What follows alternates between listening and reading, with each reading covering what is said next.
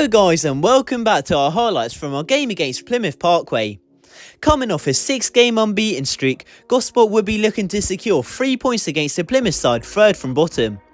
With it taking the first half an hour for the teams to find their feet, Gosport had their first big opportunity. Ex-Bournemouth midfielder Danny Hollins launched a long free kick, trickling onto Ashley Yearwood open in front of goal. Almost with too much time to think about it, the attacker's shot went just wide at the right post. 5 minutes onwards, Mitchell Beardmore did excellent to keep the ball in play just beside the byline and then released onto veteran Mikey Williams. With a low-driven shot, former teammate Adam Parks was forced to get down low to make a save before eventually being cleared. Just before the break, Parks was tested again. This time it was James Watts-Barcila with another low-hit shot, with the Gosport keeper getting down low to his right to make the save. On the rebound, Edworthy launched over the crossbar. As it finished half-time, Gosport 0, Plymouth Parkway 0. Starting the second half how they left off, the hosts continued their search for a goal.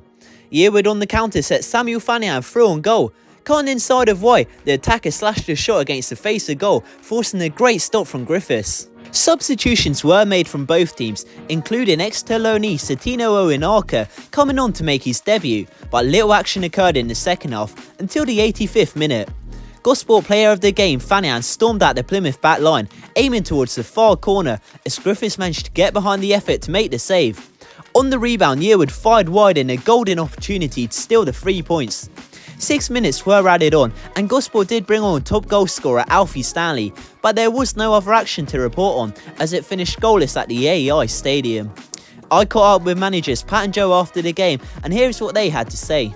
Hi guys, I'm James McIntosh and today I'm joined with the Gosport managers after a goalless draw against Plymouth Parkway. Joe, I'll start with you. A point gained or 2 lost? 2 dropped, definitely.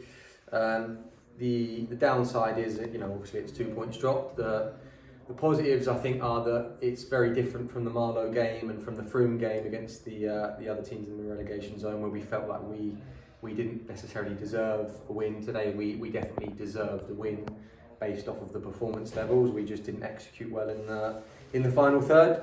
So there were a lot of positives to take, to be honest, James. At the same time, we're obviously disappointed because it's points dropped, and I think we'll probably regret some of the points that we've dropped at home so far this season. But that being said, there are a lot of good things to take, both individual performances from a number of players, but also, once again, I thought defensively we looked very strong today. That's 3 clean sheets in a row. I think it's 6 or 7 unbeaten, and there's a level of consistency that we're developing, which is very nice to see. It's always frustrating when you do drop points, but hopefully in the grand scheme of things, this will turn out to be an okay point. Well, Pat, Joe mentioned about some of the positives in today's game, and one player that really stood out for me today was Samuel Fanian. I thought he was excellent down the wings. There was one shot in particular in the first half where he slashed it against the face of goal and Ashley Yearwood just narrowly unable to get on the end of it. But for me, he was the real standout point today in that game. Yeah, I wouldn't disagree with that. I thought AO was really good today. I thought he was a threat throughout. I thought he was lively. I thought he was strong. He ran in behind. I thought he pinned players well. He brought others into play. Probably unlucky not to get an assist. I think he's got an assist in his last 3 games. I thought he did enough to get a goal or assist today.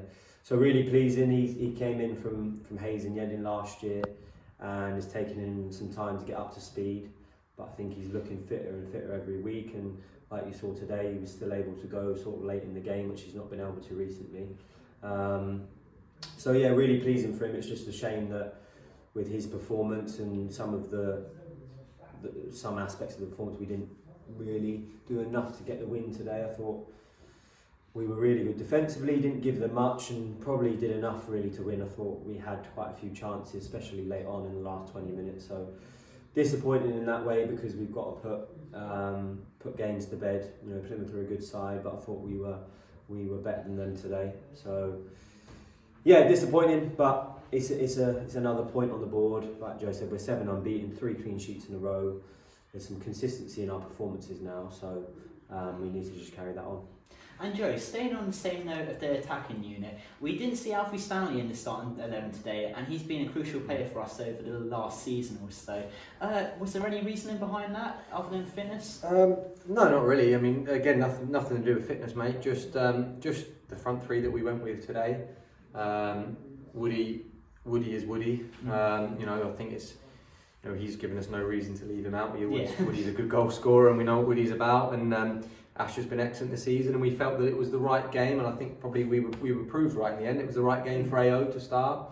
You know, based off of what you just said as well, he was the best player on the pitch today, AO. So there was just no space today for Alf or Fitch or Kopi to start the game. But the beauty of having a few more players join is that we now have a squad, so we don't have to play everyone every single game for 90 minutes. And you know, Alf and Fitch and Kopi were out today. There's a very good chance that they'll be in the next game or the game after, and it gives us a bit of competition for places, and it means that no one can kind of settle and get too comfortable.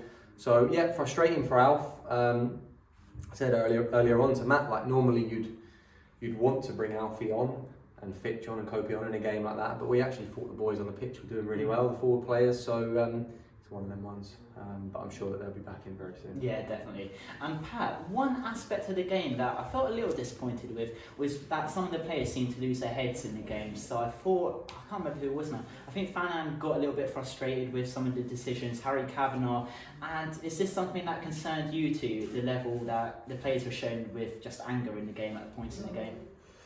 Not really. No, I didn't think that they didn't. I didn't see that too much. I saw AO getting frustrated, but I think that is AO's personality. You'll see that if you're down at training, he does the same things. He's very much plays on the edge.